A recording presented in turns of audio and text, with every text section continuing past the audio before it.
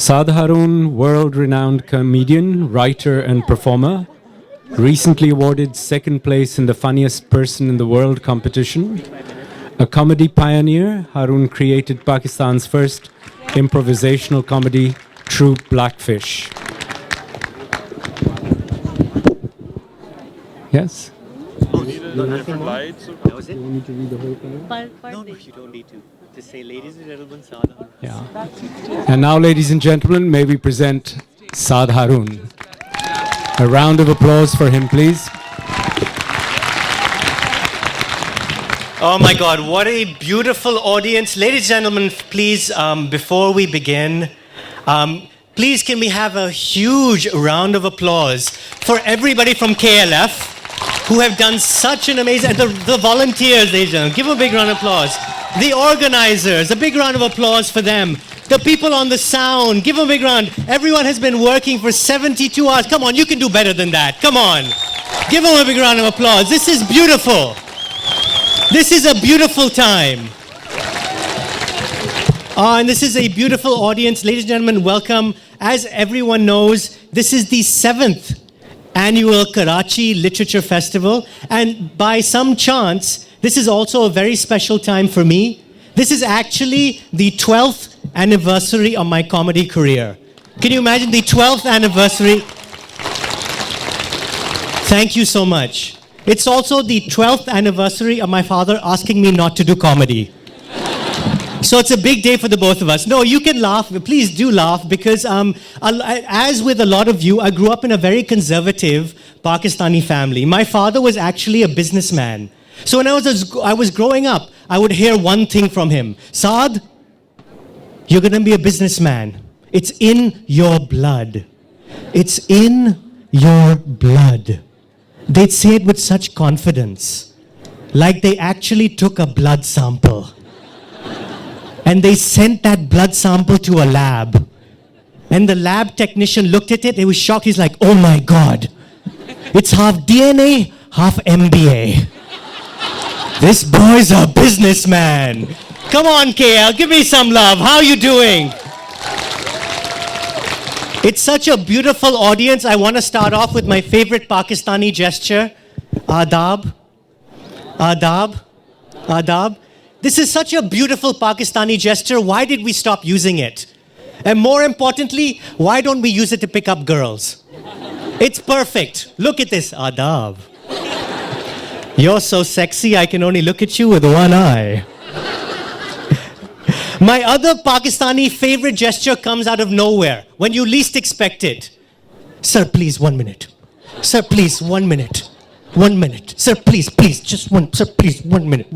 It comes out like a cobra to kill 1 minute of your life. You know? But my favorite Pakistani gesture of all time has to be the lanat. I know, it's a bit shocking, but there's so much passion in the lanat. Have you ever seen someone give lanat properly? They look like Harry Potter. They're like... You have to tell them, relax, it's not magic, you know? You know, and it's the worst thing you can do because from a distance it looks like a high five. You know, like, hey, oh, you bastard. How dare you? It's so, I grew up with lots of gestures because I grew up in this beautiful city of Karachi. Let's have a round of applause for our beautiful city of Karachi. All right. Such a beautiful place. But it's hard to describe Karachi to people who don't live here, right? It's very hard to describe the city. Other cities in the world, it's easy to describe. You say New York, home of the Empire State Building. You say London, home of Big Ben. You say Karachi, no one's home, rob the place. That's what it feels like, right? Let's be honest, that's what it feels like because we live in such a dangerous city. And I traveled the world and what breaks my heart is that nobody's really heard of Karachi. We are a city of 22 million people. That's practically the size of Australia. 22 million people. But whenever I travel, nobody's heard of Karachi. I think the first time I heard a reference to Karachi in a Hollywood movie, it was 12 Monkeys. The movie 12 Monkeys, starring Bruce Willis. And I was so happy to hear a reference to Karachi. I was so happy to hear a reference to my city. Even though the reference was, that's where the deadly virus is going. I was like, yes, at least the virus will get to Karachi. At least something will get to Karachi, you know? And I worry about it because when I was growing up, Karachi was a beautiful place. As a child, I used to play outside on the streets. All those childhood games. I used to play Baraf Pani. I used to play Unch Neech. I used to play cricket. All these wonderful games. I'm scared. I'm scared, ladies and gentlemen, for our kids in the future. They won't be able to play Unch Neech. They'll only play Neech. We're like, don't go Unch. Just stay Neech. You'll be shot. Don't go Unch. I'm scared, ladies and gentlemen, that one day we'll find all our children playing Baraf Pani alone in a room with whiskey.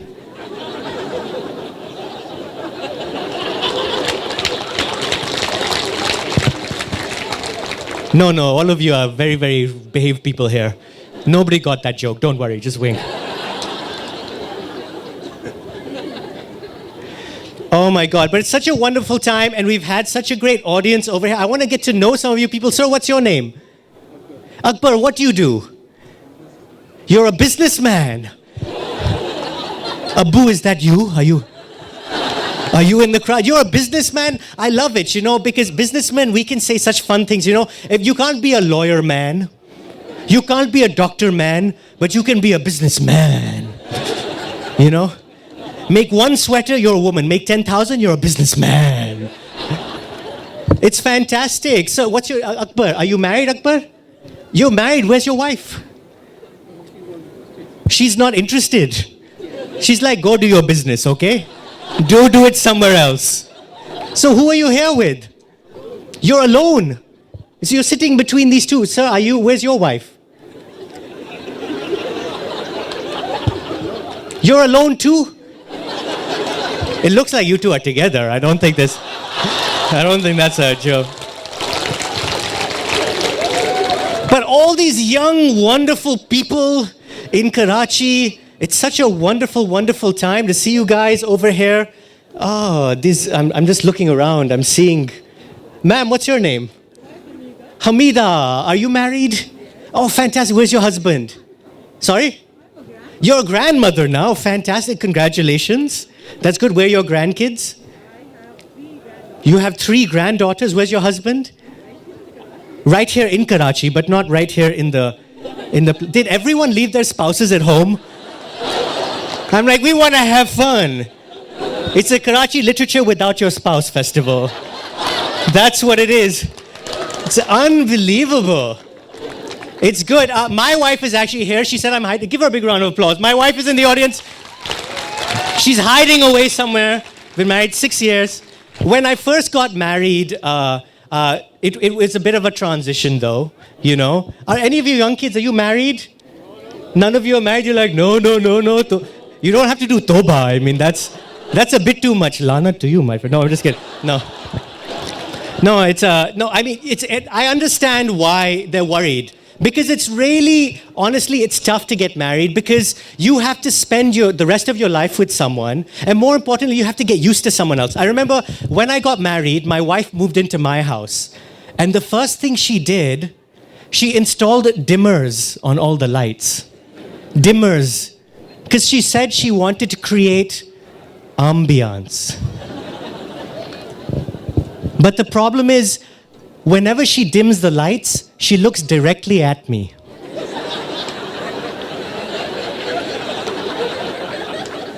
Like she's trying to Photoshop me in real life.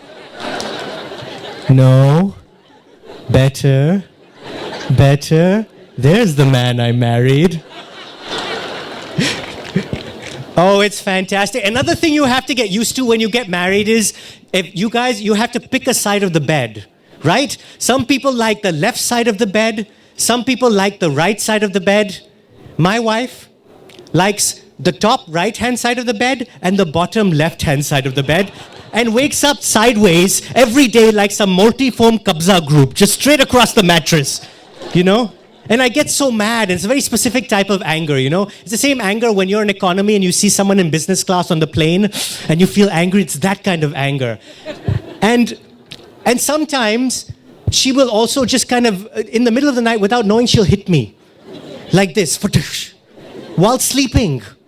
I call it a karate chop. I'm trying to convince her. I told her this a few days ago. I'm trying to convince her that we should sleep in 2 beds. In the same room, but in 2 beds. You know? And when I said this to her, she was so offended. She was really upset. She said, "How can you say that? That's so unromantic." But honestly, ladies and gentlemen, tell me honestly, how is sleeping next to someone romantic? How is being unconscious next to someone romantic? You know, it's like saying, "Baby, you know when you don't move or talk, when I can't tell if you're dead or alive, that's when I love you the most." How is that romantic? It is not at all. I'm not a romantic person at all. I don't even wear a wedding ring. Honestly, I don't even wear I just don't like wearing rings. I don't like chains. I don't even have an appendix. I took it out. I was like, I don't want to show off. Take it out. You know? And she says that you really need to wear a wedding ring because how will people know you're married? And I say, hello, I make fun of you every day on stage. My career is one big wedding ring surrounding me at all times. I will never have an affair, you know? But as a Muslim comedian, I'm allowed to have 4 shows at the same time.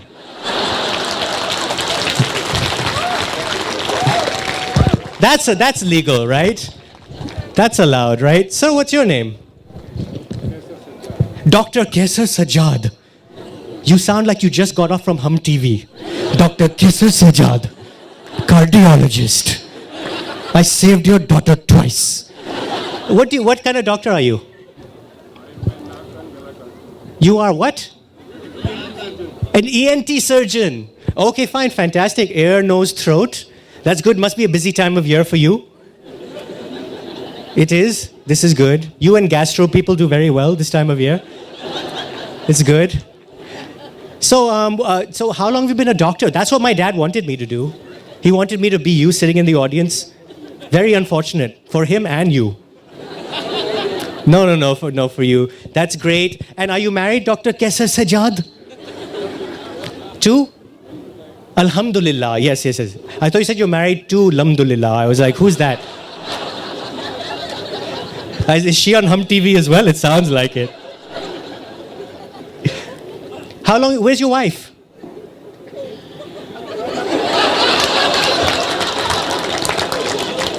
Is there a big bowl of keys somewhere as well?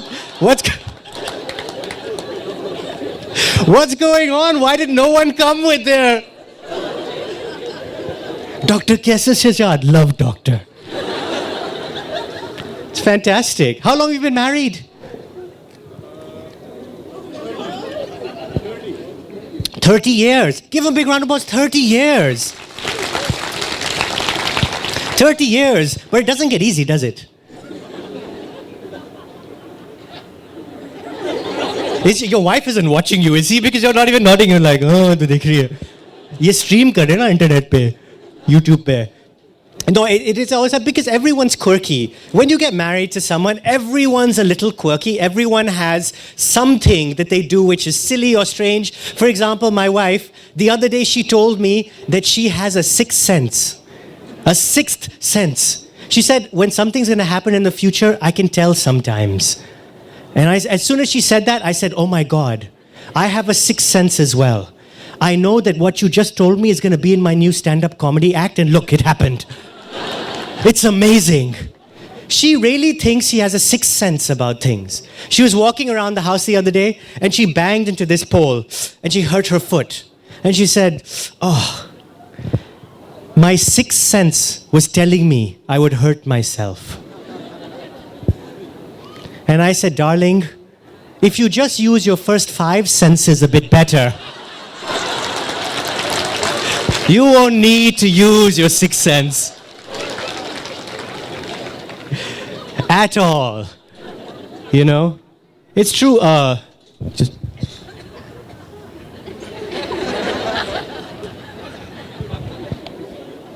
There's no table here. Oh. But no, like I was saying, I've been married 6 years, you know. And I'm getting very suspicious of my wife, you know. Because, you know, she keeps on coming up to me and treating me like a baby, you know. She's like, Did you eat? Did you shower? You're my baby. I don't think she's being cute. I think she actually thinks I'm a baby. You know? I think she wants to have kids. She's just practicing on me. I tell everybody I'm married, but I think I'm adopted. I think so. You know, I've been married 6 years and I don't have any kids, and this drives aunties fucking crazy.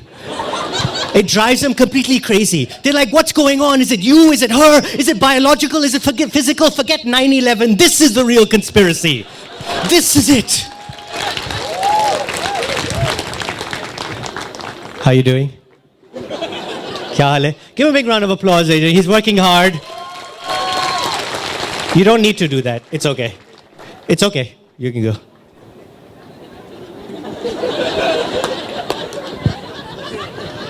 Bye-bye. Thank you. Let's come here. He said, come here.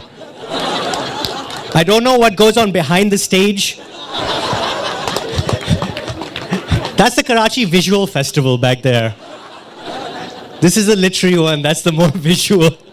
Visual interpretation. No, honestly, I've been married 6 years, and this drives aunties crazy. If you get married, you don't have a kid in the first 2 months, you know, aunties go crazy. They think it's match fixing. They think it's ball tampering. They say, check Salman's butt. Check Amir's Khan.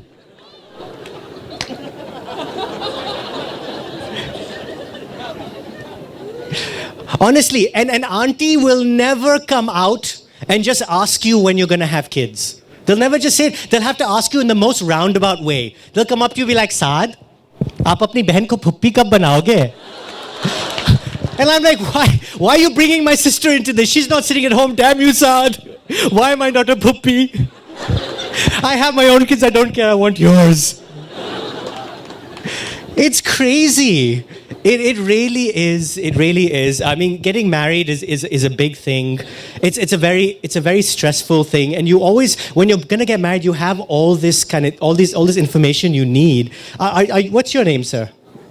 Raza, are you married? You're not married? Okay, how old are you? 25. 25. Oh, that ship has sailed then. I'm sorry.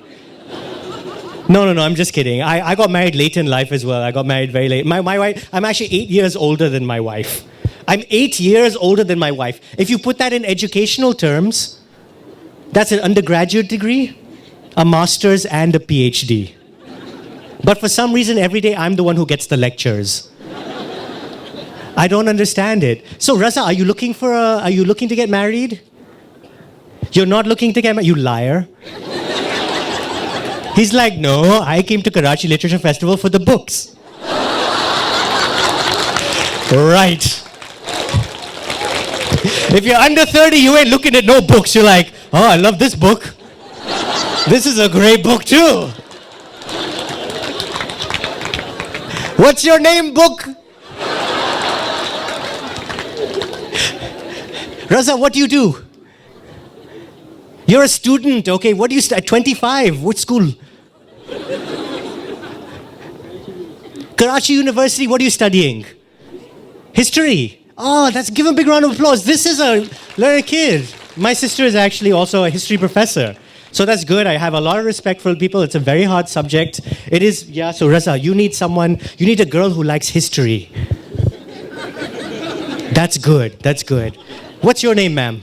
Sahar, do you like history? Okay, forget history. Do you like Raza? Let's be more direct. You like history and Raza? Okay, then you're sitting far away from him. You're getting some distance, I guess. This is what you kids call distance, 1 row. I need some space. It's 1 row. It's fantastic. Yeah, your friends, you know, because it's okay, Raza, take your time. You're here with your friends? Are these your boys? Are they? He's like, no. Oh, he's your friend, right? You're here with your friend. Okay, that's it. Don't get so... Give Raza a big round of applause. I'm really putting him on the spot. Yeah, you know, when you first get married, I went and I told my married friends I was getting married. And none of them said congratulations. None of them said congratulations. Everyone said the same thing. Oh, you're getting married? Welcome to the club. I was like, that's a strange thing to say. Then I asked these other guys who are also married. I'm like, yeah, I'm getting married. They're like, you're getting married? Welcome to the club. And I didn't understand what they said. It was so confusing. And it's only after you get married, then all married men understand that marriage is a club. And your wife is the bouncer. And those skanky girls, you know, they can't get in anymore. They can't get in anymore at all, you know. And when you first get married and, you know, you get so busy, you have 2 families that you need to meet, you need to make more money, that honestly what happens is that you lose touch with your friends. You know, you lose touch with your friends. And so your friends call up, they're like, hey, Saad, what's going on? Hey, Saad, where you been? But you don't call them back. Then they call again, they say, hey, Saad, you've disappeared. Hey, Saad, where are you? But you don't call them back. And then they stop being nice altogether. They call you and they say, hey, Saad, I left a message for you in English, but you didn't get back to me, so I've left it in your wife's language now.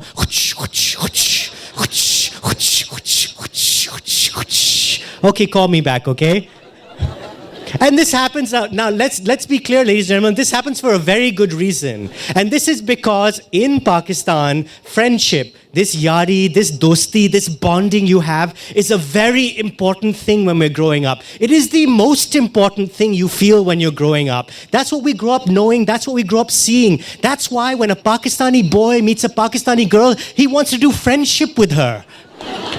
That's why, you know? I mean, romance is okay, but nothing beats Londa love.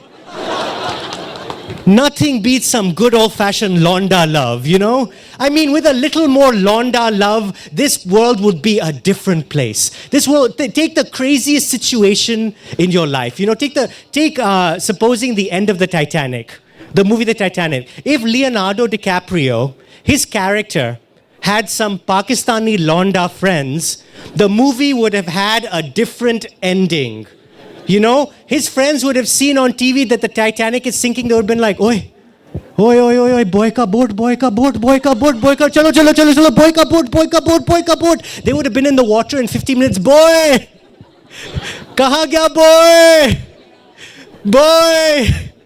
Oh boy mil gaya, boy mil gaya, boy mil gaya, boy mil gaya, boy mil gaya, boy mil gaya, boy mil gaya, boy mil gaya, boy mil gaya, oh boy mil gaya, boy mil gaya, boy mil gaya, oh boy mil gaya, boy mil gaya, boy mil gaya, boy mil gaya. आजा भाभी आप भी आ जाए. आजा भाभी आप भी आ जाए. भाभी के लिए जगह बनाओ. भाभी के लिए जगह बनाओ. They would have been a total different place. We have some Londas. Give Londas a big round of applause. How long have you guys been friends? Oh yeah, you two are friends. Last 10 years. Give a big round of applause. That's a good dosti. Right there. And neither of you has a girlfriend? No, that's true. So it might be 11, 12, 13 years, you know. You guys have a bit long to go. How'd you guys meet? They don't remember. You've just been friends forever, huh? Are you part of the volunteers?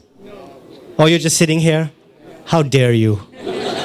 No, it's okay. It's okay. Well, it's always good to talk to you guys. I just want to talk. Ma'am, what's your name? Yes. Oh, sorry. Siddiq Hussain. So I was talking to the lady behind you, but I will talk to you, Siddiq Hussain. Sir, how old are you, if you don't mind me asking? 70 years old, mashallah. Give a big round of applause. 70 years old. That's great. And so you were born in India? You got a visa, I assume? Because, you know, Anupam Kher didn't get a visa. I think that you came when Pakistan was made. I love this controversy about Anupam Kher, you know? At first I was sad, you know? When he didn't get the visa, you know, I was like, Anupam Kher didn't get a visa, I'm sad. And then I thought, Kher, it's just Anupam. We got Barka, that's good enough. It's actually just, I look around this place and it's such a fun time seeing everyone here in Karachi. I used to do this show called The Real News. I don't know if anyone ever watched it. It was like a long, yeah, thank you. So I'll tell you, yay, thank you. So I'll tell you a story from there. Once, because it's a Karachi story, so once I was shooting this episode in the studio, and the studio was in Guru Mandar. So it's very far away, there's a lot of traffic, you know? And one thing, and I'm wondering if you guys will agree with me, no matter how chaotic Karachi gets, one thing is always stable. No matter where you go, whenever you go in your car, someone will steal your side view mirrors. Honestly, you know. And I think everyone thinks it's a bad thing, but honestly, I think they're just helping us because in Pakistan, you never want to look back, right? You just want to look forward to the future. So you don't need those side view mirrors. Anyway, so I was shooting this episode of this TV show, and I'd park my car downstairs. Whenever I park my car downstairs, someone would steal my side view mirrors. Every single time. And they had guards downstairs with guns. And still, they would steal my side view mirrors. And so what happened was that one day I was shooting an episode of the show, and a guard came up from downstairs, and he was holding my side view mirror. He was just holding it like that. And I was so shocked, you know. I was so shocked, so I asked him, and this is in Urdu, you know, I was asking him, he was like, "Tumne isko roka hai? Kisi ko roka hai? Was somebody trying to steal my mirror?" He's like, "Ji saab." And I was like, thank God, you know, because a lot of times in Karachi, we're very negative, right? We think that things won't happen or, you know, things will go bad. But I was like, here's a good day, you know? Nobody stole my side view mirror. You know, I'm shooting this episode. I told everybody in the studio, listen, I'm going to buy everyone biryani after this, you know, to celebrate. And then we started shooting the episode again because it was a good day. And a little bit into the episode, I noticed the guard was still standing there holding my side view mirror. And so I stopped shooting again. I said, "Aur kuch?" He said, "Magar saab, baki gaadi to gayi."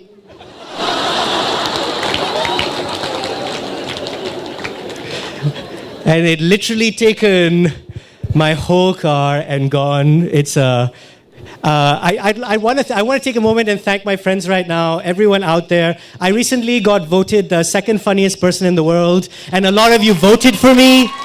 Thank you, thank you, thank you, thank you. Thank you. Thank you so much. A lot of you voted for me. But let's be honest. Let's be honest. This isn't the first time you voted for a clown in this country.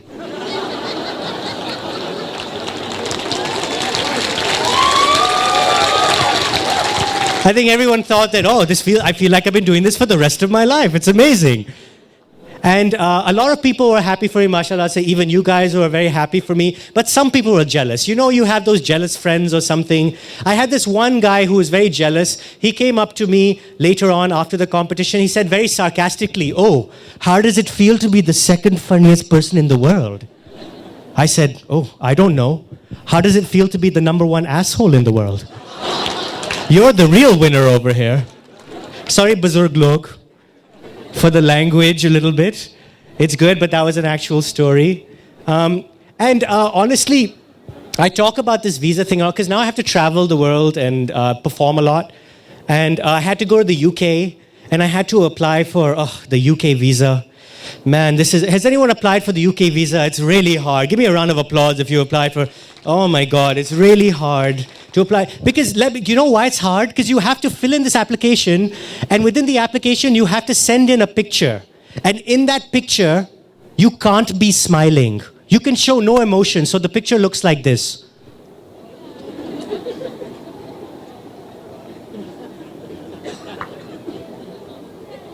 So you have to send in a visa application with a picture that looks like you don't want a visa.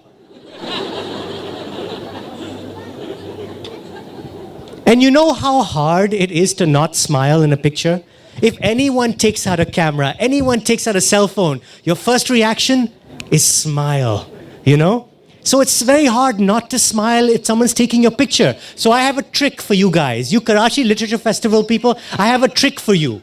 If you want to apply for the UK visa and take that picture, right before someone clicks the picture, right before someone takes the shot, just take a look at the visa fee.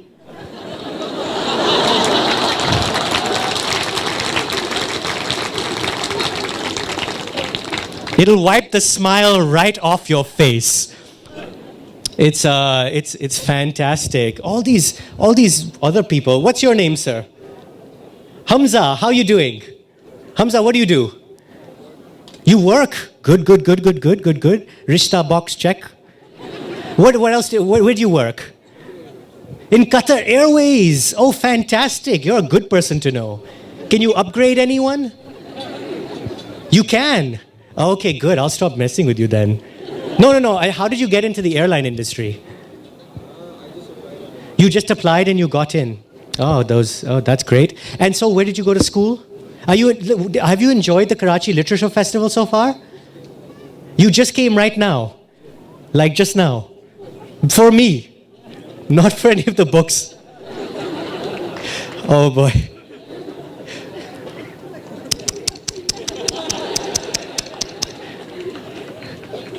You came too late. You work for Qatar Airways and you can't come on time. I can't believe it. You came just now in the middle of the performance. I was going to ask you all these questions. Do you like the Karachi Literature Festival? Guys, who's loved the festival so far? Isn't it beautiful? What a beautiful festival. Do you promise to come next time before me and buy a book? You guys should buy books. You should go out there. Reading and all these things. It's a beautiful way to spend your time. I really love it. I'm an avid reader as well. Like Qatar Airways. I'm an Emirates guy. I don't give a no. I'm just kidding. Who's this next to you? Your friend. Oh, good. Hello, friend. That's a very vague hello, friend. Is this the 2-for-1 business class deal or? No, it's not. Okay. Hello, friend. What do you do? You're a lawyer. Oh, that's good. My wife's a lawyer too. What kind of a lawyer are you?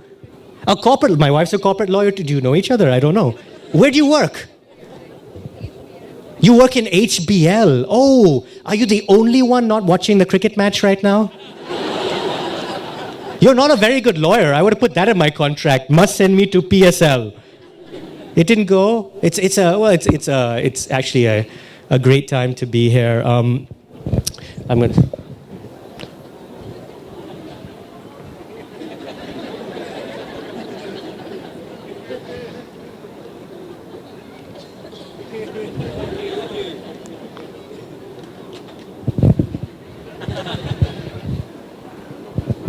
There are all these young people in the audience right now. Are you guys having a good time? Is everybody having fun? There's not much comedy left.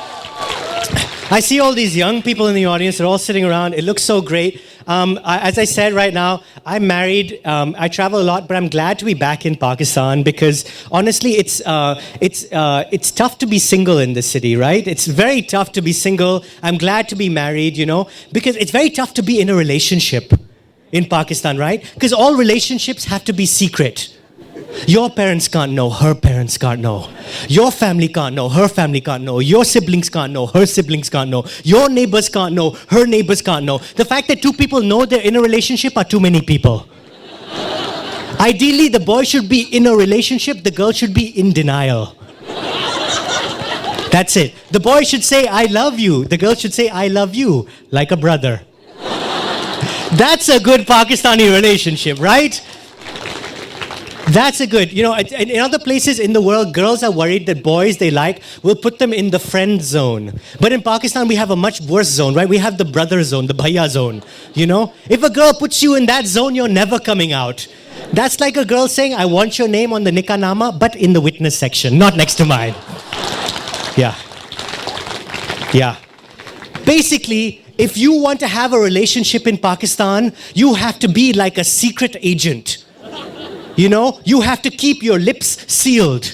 You have to be Bond. Samad Bond.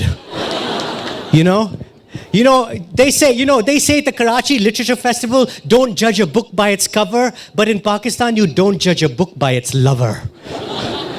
You have to be full of love on the inside, ladies and gentlemen, and show no love on the outside. So nobody knows what's going on. You have to take the love and you have to push it deep down inside. Push the love deep, deep, deep down inside, all the way to your liver. That's why when your friends meet you, they say, Oi, jigar. You have to keep on pushing them. But some people, they don't know how to handle love in this country. So they think it's a bad thing, love, and they keep pushing it down. They keep pushing the love deeper down. They keep pushing it deeper, deeper, deeper till they lose the love. They lose all their love. And then what are you?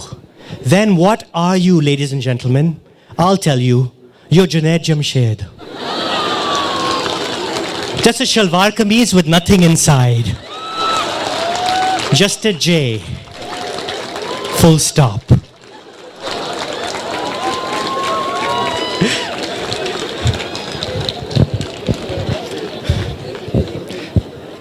And the hardest part about being in a Pakistani relationship has to be picking up a girl from her house. You know? If no one sees you, it's a date. If someone sees you, it's a kidnapping. It's very simple. Basically, if you want to pick up a Pakistani girl from her house, you need a plan. You need military-style planning. You need a plan better than the one they used to get Osama bin Laden. Your plan is called Zero Dark Turkey. That's what it's called. Your plan, it starts at 0900 hours. And you know this because you've been planning it with your girl for 0900 hours. You jump in your car and you dial her number. You got to tell her, this is it. Let's go. I'm ready. You're ready. We'll go. You go. It's basically you give her a missed call. You give her a missed call. You're zooming towards her house and you realize you have to be like a great magician. The world is watching and you make her disappear. But remember, her father is also a magician. And if he catches you, he's gonna saw you in half and not put you back together again. Meanwhile, the girl is also preparing for your arrival. She has to get her family away from all the doors, all the windows, all the expectations that a boy might be coming. The best time for a Pakistani girl to go out is in the afternoon when everyone is sleeping. So she needs to drug her family. And Valium won't work. No, Xanax is not strong enough. She needs Nihari. A big ass deg of Nihari. That's right. So she feeds her whole family Nihari. She sends the cook and the chowkidar on foot to get double roti. And her plan is set. Meanwhile, you have been circling her house. Round and round and round. Like a motorcyclist in a moth ka kuan, just round and round and round for hours and hours. You've been around so many times, all the neighborhood chowkidars are feeling nauseous. They're like, please stop. Please don't do this anymore. And then, ladies and gentlemen, from 15 streets away, from 15 gullies away, you see the little kundi under her gate come up. You know, from 15 streets away. If the Ruhat-e-Hilal committee knew you had this eyesight, they would hire you right away. Peshawar would have Eid with the rest of us. And you zoom up to her gate and you screech right there. You know? And she smiles and you smile. And she waves and you wave.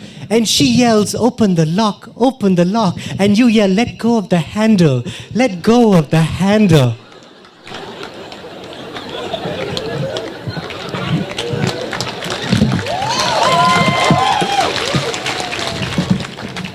And finally she gets in the car and she holds your hand. And she says, this all was worth it. All this stress, all this drama was worth it. It's just so nice to be, and you start to drive off. But wait. What's that in front of you? It's the cook and the chowkidar and the double roti. But wait, what are they holding behind the double roti? They're also holding hands. You hold each other's secrets and you drive off into the sunset. Come on, Caleb, give me some love. How are you guys doing?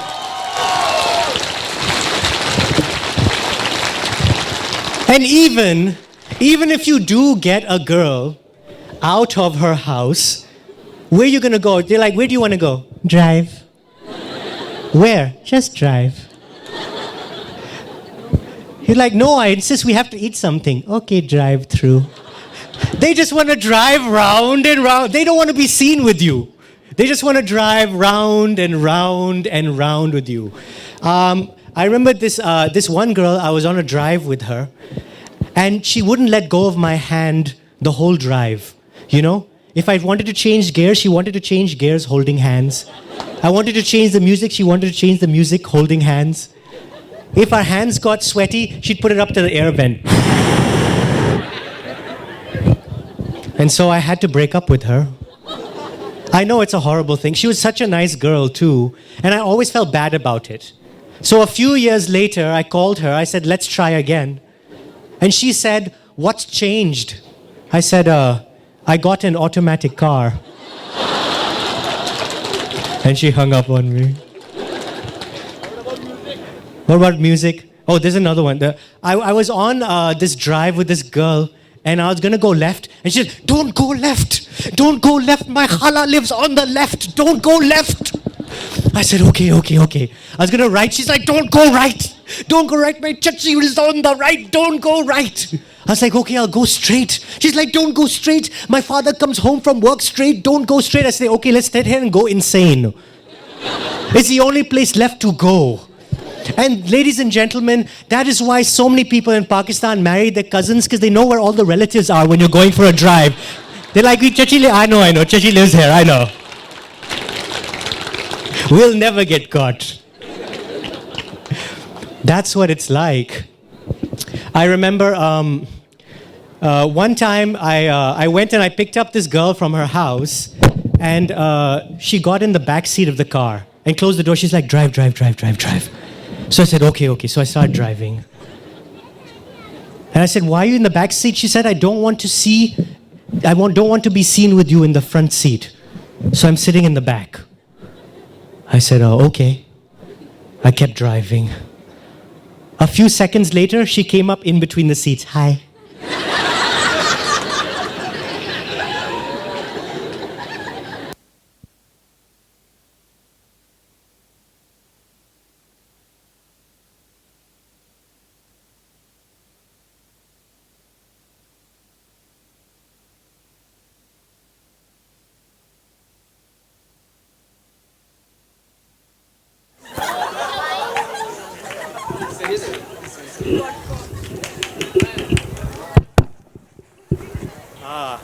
Thank you. What's your name?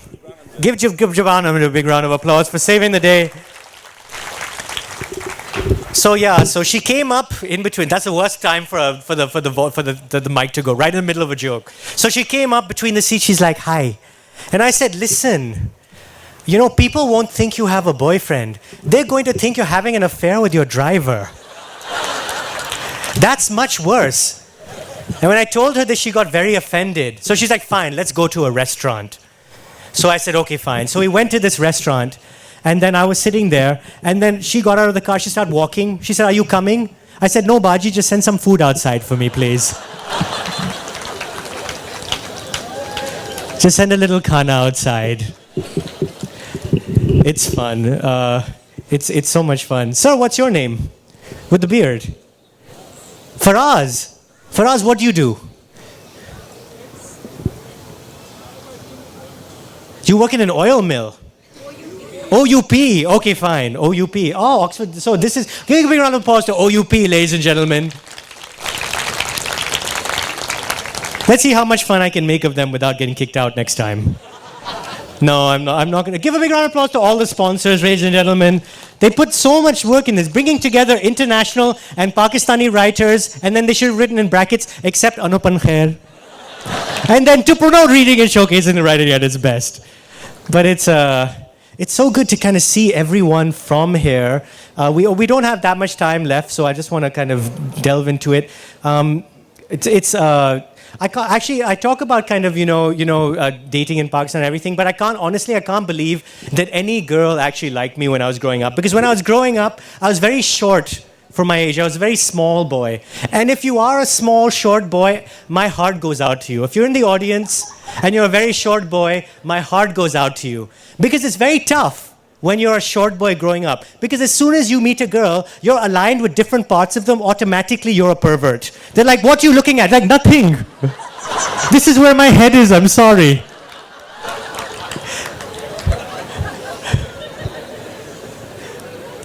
And I was never any good at fashion either, I was never any good at fashion. I read this article when I was growing up. It said that the first thing a woman notices when she sees a man are his shoes. And I was like, that's not fair. That's pretty materialistic. So men, we need to take the power back in our hands. If you're going to meet a girl, insist to meet her outside the masjid after namaz, with all the shoes there.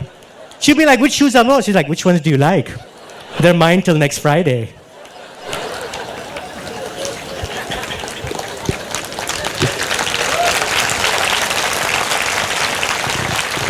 We good for time? Oh, fantastic, ladies and gentlemen. I don't even, we've been kind of running through our time right now, but I wanted to do दो तीन सुना दूं पुराने वाले. Okay, yes. I mean, some of you have heard the old ones. Okay, fine. So we'll do some. Are you guys still in the mood for some comedy? All right, I guess we were talking about visas, so I'll do this. Ladies and gentlemen, honestly, we have so many people visiting that a lot of times, like, I wonder that I think that Pakistan is the most hospitable place in the planet. We are the best hosts. You know, we really give our hearts when someone comes. So I think that even if aliens crash land, they should crash land in Pakistan. Aliens, I'm serious. If aliens crash land, they should crash land in Pakistan because we would know exactly what to do. You know? Honestly, the British would be confused. The Americans would be confused. We'd know exactly what to do. We would have a khana for them. We'd hold a khana for them. It's what we do when anyone comes over. Honestly, you know, the aliens would come through the door like, greeting alien brother, greeting aliens. For you is a special biryani dinner, biryani, yeah. Thank you, but we are aliens and we do not eat biryani. No problem, no problem. We've also made special chicken tikka for you, chicken tikka, yeah. Thank you, but we are aliens and we do not eat chicken tikka.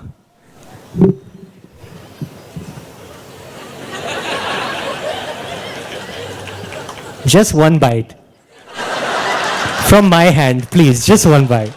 From my hand, please, just one bite.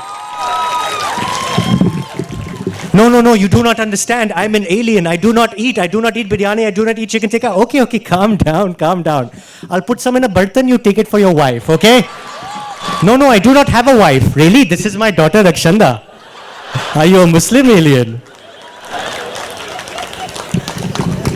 Oh boy. Let's also have a big round of applause for all, and this is one segment of our society constantly forgotten, all the wonderful women in Pakistan who work hard. We never give them any, come on, a bit more applause. Because we make life difficult for women in our society on a daily basis. One way we make life very difficult is we make women worry about their skin color. And this is evil. It's evil and it's wrong. We call a woman, we tell her she's dark. She's like, dark, I'm dark. I'll put egg on my face. I'll put egg on my face. I'll put egg on my face. I'm still dark. I'll put yogurt on my face. I'll put yogurt on my face. I'll put yogurt on my face. I'm still very dark. I'll put lemon on my face. I'll put lemon on my face. At the end of the day, you're not very fair, but you are a very tasty omelette. You are a very tasty omelette. And if that doesn't work, then we go to the very scary stuff.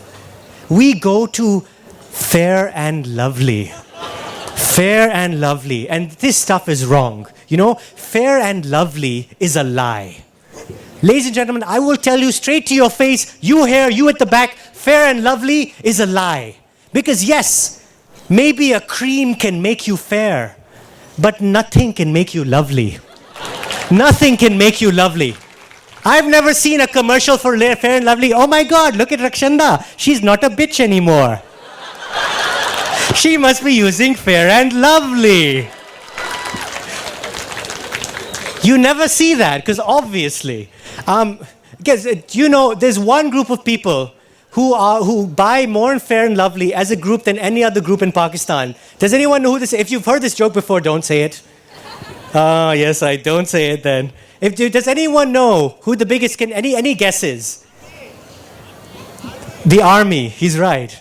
The Pakistan Army, did anyone know this? The Pakistan Army buys more Fair and Lovely as a group than any other group in Pakistan. This is a marketing fact, you know? And obviously, there must be a good reason for this. It must be a cheap sunblock. It must be a mass-produced sunblock. But it really changes my perception of what's going on in the battlefield.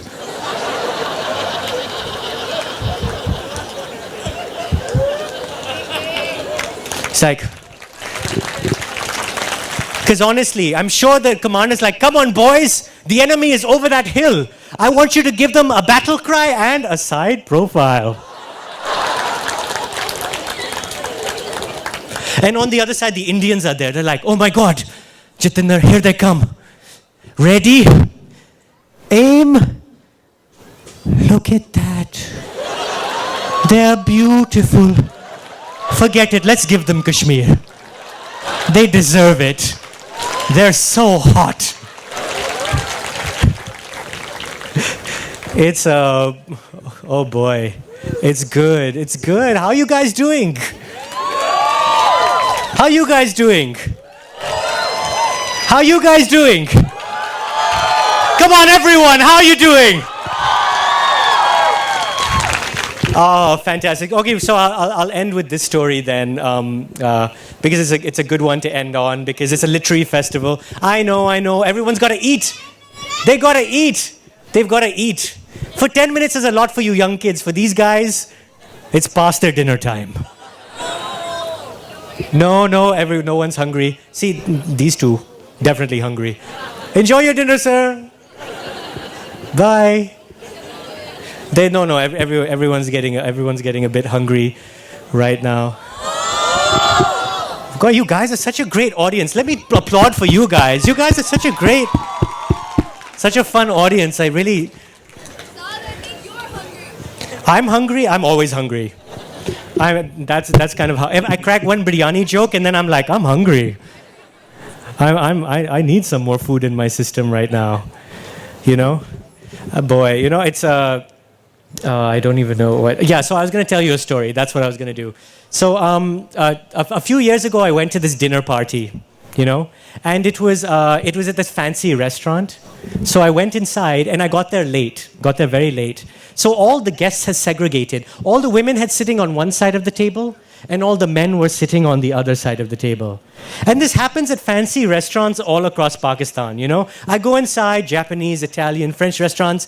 When I get inside into the dinner party, all the men go and sit on one side of the table, all the women go sit on one side of the table. I think we think that we're very fancy and modern, but put up a shamiana, everything's a Chinoti wedding. Like everything's just a Chinoti wedding. We just think that we're modern over here. We're not really. And so what happened was that I went to the boys' side of the table and I went to sit down and they said, Saad, there's no seats left on the boys' side of the table. So I said, oh my God, what do I do? So he said that, oh, there's one seat left on the girls' side of the table. Go sit there.